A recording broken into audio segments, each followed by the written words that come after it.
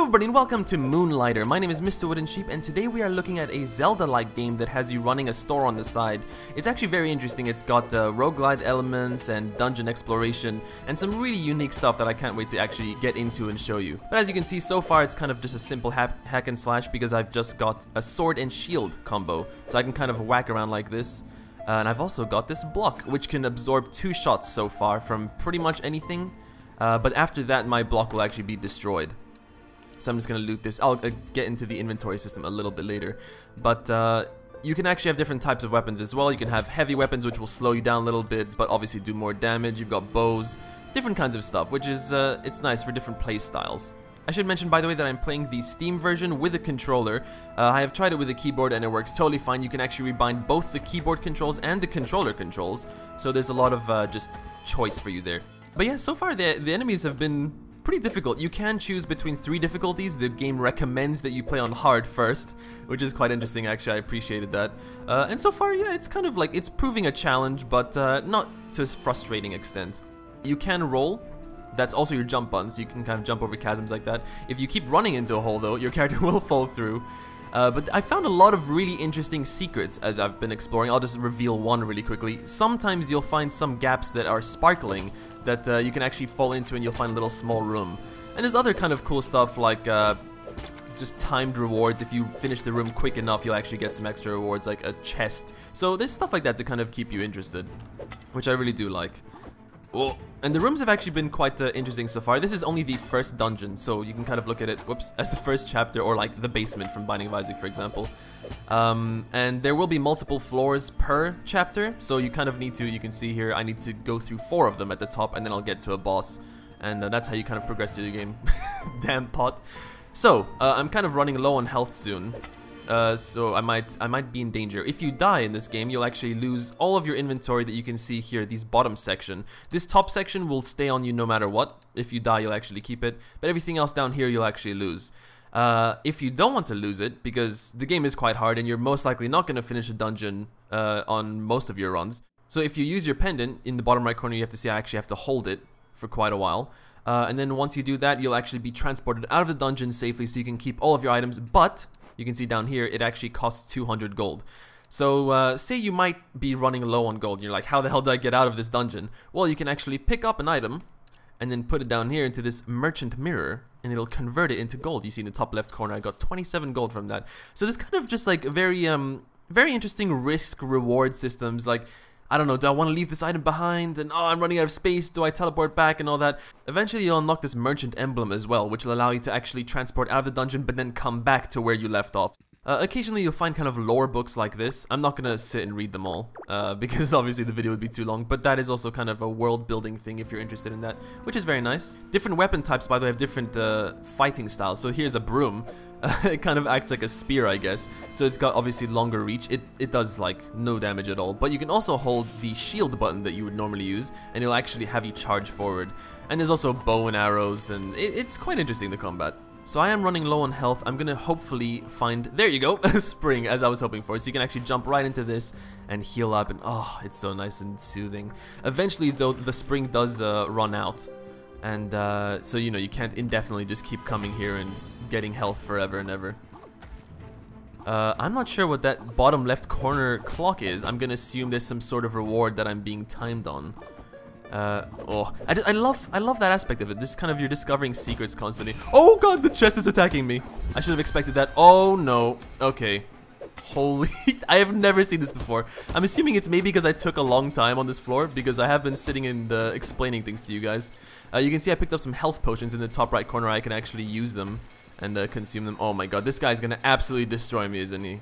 Oh, if I just take, I'm sure he's gonna kill me with 1 hit. Woohoo! Okay, the door opened. I'm getting out of here, but I want those items. I'm gonna go for it. No, I don't have enough space. Okay, that's fine. I'm okay with that. Oh god, this guy's so spooky. Oh, is he still chasing me? I don't know. These flying guys are quite interesting, actually. They'll pick up items that are scattered throughout the ground and pick them up and just take them away from you.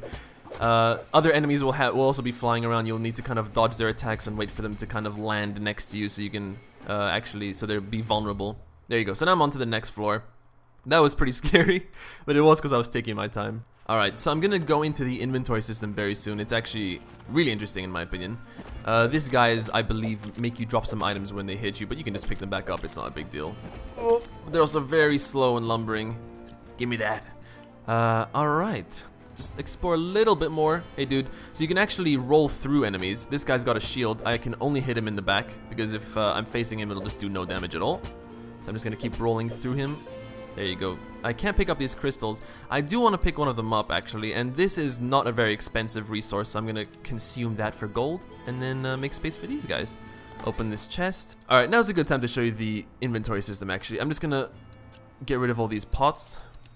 Alright, so this is really interesting, actually. So you can see here I'm kind of running around in the dungeon collecting different types of items. These stars you can ignore, they're just, you can basically add certain items to your wish list. So if I want to craft a certain helmet and it needs these certain resources, I can add it to my wish list. Let me just show you really quick actually.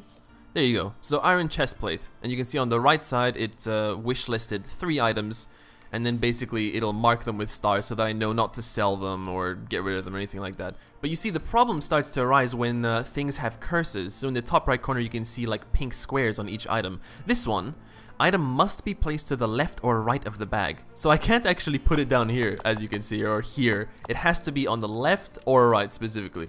So it's kind of like playing Tetris in a weird way. Like it makes you manage and think of what you're doing. And then this other one has to be on the top or bottom.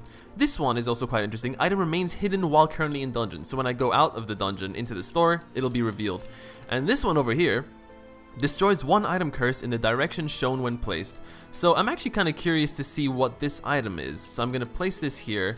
I'll throw this into the chest so I can make some space temporarily. I'm going to bring this over, and you're going to see it's going to destroy the curse.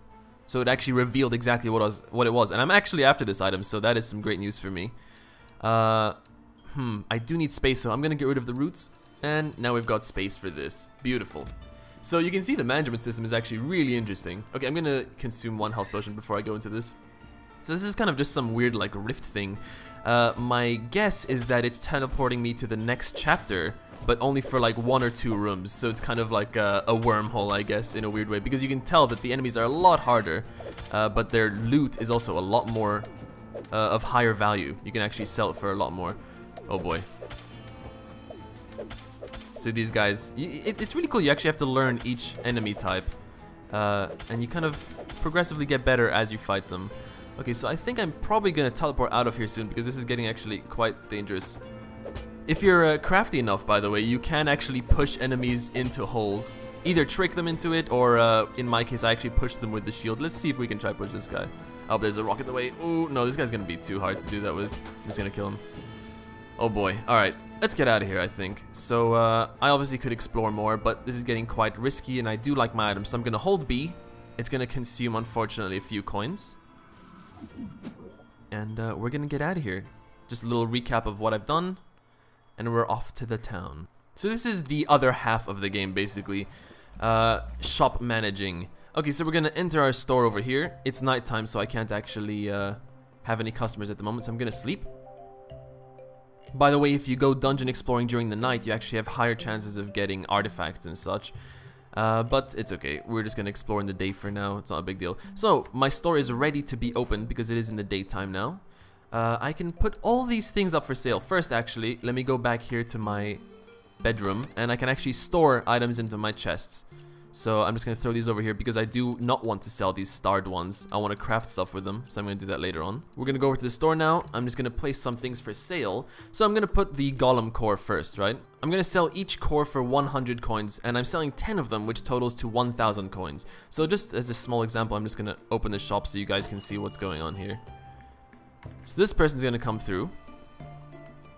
Oh, I don't know what that symbol means. Oh boy, can I talk to them? No. I think it might just mean that they're looking for something particular, maybe? Oh, she's eyeing up the cores. And you watch the expression in the speech bubble? There you go. So that's the perfect expression you can hope for in the game. And she's gonna bring it over to the counter here, and I press A to just sell it to her. Easy peasy. So, the way the store and pricing works is basically you kind of throw things over here, and I can go to my seller merchant manual, and you can see on the right side the reaction types. So you can see the perfect one with the kind of happy face is is placed at 100 coins. That's because I've already discovered that that is the perfect price for this glass lenses.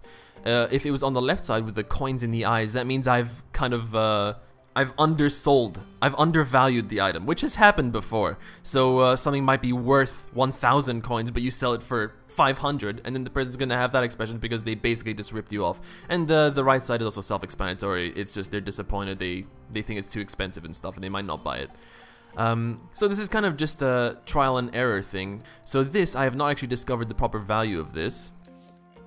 So I'm going to put it down to 300. Let's try that. This is 100. It's totally fine there. Alright, my store is ready to go. So one funny story actually, once someone came by and bought something for like 300 coins and they had the gold coins in their eyes. And I was like, what? Did I undersell something for 300? And it turns out that thing was valued at an insanely high price. But they came and brought the item to my counter here, and I thought maybe if I just don't click A to sell it to them, it won't sell. But instead they just leave with it for free, so I kind of screwed myself over doubly there, which was not a fun experience, but now you've learned from my mistakes, so there you go. So at any time I can go to the front door and just close the store, like this, you can see, but I still want to sell a few more things, because even leaving the dungeon costs money. Oh, this person's stealing stuff. Filthy criminal, get out of my store! Oh boy, that was scary. Oh, I got the item back. So occasionally stuff like that will happen, which is not nice. By the way, I have two pedestals here displaying items. You can see one table here and one table here, because I've upgraded my store, which is actually quite pricey. So really, money makes the world go around in this game. You can also, upon upgrading it, actually decorate your place. So you can see there's a vase here and there's a little painting here, or like a family photo, and those will actually prompt people to be more likely to tip me, which is quite nice. You can do loads of different upgrades. You can find obviously more decorations. You can upgrade your cash registers so people tip you more often because they're impressed by the cash register look. I don't know. But anyway, it took me a little bit to actually get into this. I kind of just wanted to get back into the action. Oh, I just want to dungeon explore. And maybe a few other people would feel the same, but actually this store stuff has hooked me because it's relatively fast, and it's kind of just a small break from the frantic, fast-paced. Why did that guy have a burglar outfit? What? I'm watching you, dude. But yeah, it's just kind of, it helps with the pacing, honestly. I enjoy it. That guy's gonna totally try and nick that stuff. Oh, mister. I wish you got some sort of reward. Maybe like some sheriff would come by and be like, oh, that guy was wanted. One gripe, by the way, with the game, even though this is on PC, there's very limited PC controls. So you can use the keyboard for everything, as you can see I'm doing here, but there's no mouse menu control.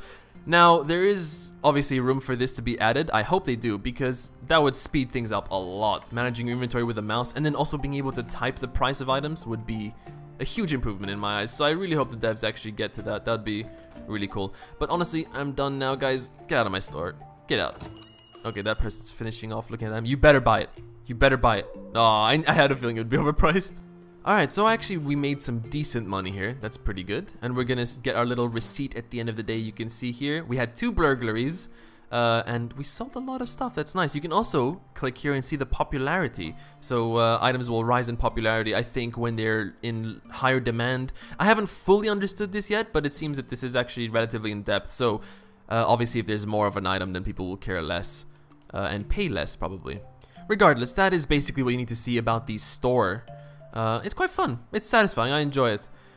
So what do you do with your money other than leaving dungeons? Well, you can go to this little board over here and buy some upgrades. So I actually bought this guy already. He's a forgery. He's a blacksmith. And you can also come here and buy. This person sells you enchantments and potions. This person sells you some items. So you can kind of hire these people and they kind of move into your store permanently. So for example, the blacksmith is over here. Hey, dude. Yeah, this is basically where I was telling you about that you can craft different things with your minerals on the right side. You can see there. I already explained that, but you can see here these are the different types of weapons. First of all, you need to actually progress through this. So in order to make the next type of sword, you need the previous one, and then you kind of upgrade it. But you can actually upgrade it into 2 different trees, which is also, I thought, pretty interesting. So it seems always the top layer does more damage, but then the bottom one does a bit less damage, but has a little stat. So you can see this one is a toxic big sword, and this one is a blaze big sword, etc. You can have spears, gloves, and bows. So yeah, some pretty good variety. You can talk to all these people, by the way, and just kind of see their lives. It's nice. It makes the world feel so alive. And by the way, the music is beautiful. I want to grab the soundtrack at some point. I'm really loving the music and the aesthetic. I mean, obviously I didn't talk about this because you can kind of see it with your own eyes, but the pixel art and the animations are so smooth. I mean, look at this. It's so fluent and just, I really love it. But yeah, I think I'll end the video here. You've probably gotten the gist of the game. Overall, I'm really enjoying it. I'm probably gonna 100% it in the end because I'm just having fun exploring and managing my store. Upgrading is really satisfying. The combat feels really good, by the way. And the animations are nice. It's a very polished and well-made experience, and it's really fun. I don't know. It really feels like an adventure. If you want to pick up the game for yourself, there is a Humble Bundle referral link in the description where you can get a Steam key for the game, but also support my channel at the same time. There is also a link to buy the game without the referral if you prefer. Either way, thank you for watching. Please don't forget to like and share the video if you enjoyed it. Maybe subscribe to the channel if you're new, and I'll see you next time.